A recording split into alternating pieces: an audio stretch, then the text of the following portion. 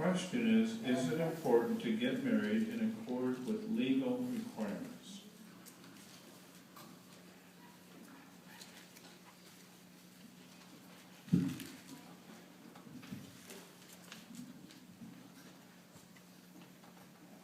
And they lived happily ever after.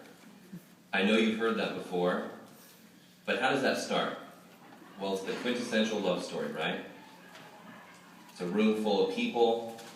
She walks in the room, stunningly beautiful, catches his eye, he flashes his most handsome smile. Like magnets, they're drawn to one another. They talk, they fall in love, and that brings us back to they live happily ever after. But looking back at that one more time, the two people, they met, the two people fell in love, and then the two people lived happily ever after. What about the state? What about the legal requirements? What about the fees? What about the registration? What about the applications? Where's that part of the marriage, living happily ever after? Well, why would we, as Christians, need to make sure that our marriages are in accord with legal requirements? I mean, after all, it's two people, it's our love. Why should we have to register it? How does that validate it? Well, let's look up God's thoughts in Hebrews chapter 13 and verse 4. And while you're looking that up, consider what one couple had to say about their relationship. When you consider legal marriage, they said it's just bureaucracy. A paper doesn't mean anything. Love is what counts. And it's true, love is what counts. But let's see what Jehovah has to say there in verse 4. Let marriage be honorable among all, and the marriage bed be without defilement.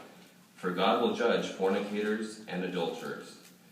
So first and foremost, look at the bottom part of that verse. It says God will judge fornicators and adulterers. A fornicator is someone who engages in sexual conduct outside the bounds of marriage. So if we weren't married, certainly we would be in violation of Jehovah's commands and we would be under his judgment. But we're talking not just about marriage, but about the legal requirements established by the governments for marriage. So why would that be important? Look up to the top part of that verse. It says, let marriage be honorable. The Greek word for honor, and thus for honorable, would literally be translated weighty or heavy. So when we talk about marriage, it's something that should be heavy or weighty or deeply important to us. It's something we don't take lightly. It's very serious, and we would always hold it above reproach in any way. So with that thought in mind, let's look at Titus chapter 3.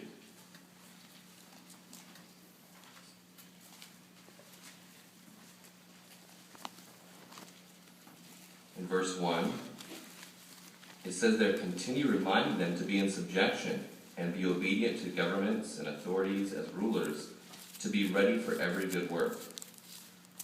So according to this verse, if we are in subjection to Jehovah, then we are definitely also in subjection to the government, so long as they're not asking us to do anything to violate his commands.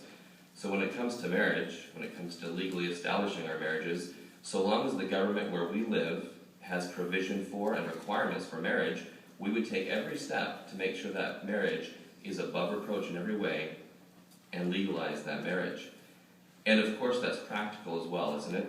When you think about it, these common law marriages or people just living together, they may feel like it's an expression of their love, but it does afford more opportunity for them to take it lightly, to just leave if things don't work out, and that does indeed happen. A Watchtower brought up the point that no other form of cohabitation than marriage offers the same degree of protection and security to all parties, including the children. So in every way, it's the best opportunity for us. But let me read you one last experience to help you emphasize why it's so important that we take marriage and legalizing it seriously. It says, in places where people beginning to associate with Jehovah's organization were not taking seriously the Bible's moral standards, this was given special attention. Thus, in 1945, when N.H. Knorr, it was in Costa Rica, he gave a discourse on Christian morality, in which he said, All of you here tonight who are living with a woman but haven't got your marriage legally arranged, I'm going to give you some advice. Go to the Catholic Church and put your name down as a member, because there you can practice these things. But this is God's organization, and you can't practice these things here. We take marriage seriously, so we do everything we can to keep that above reproach.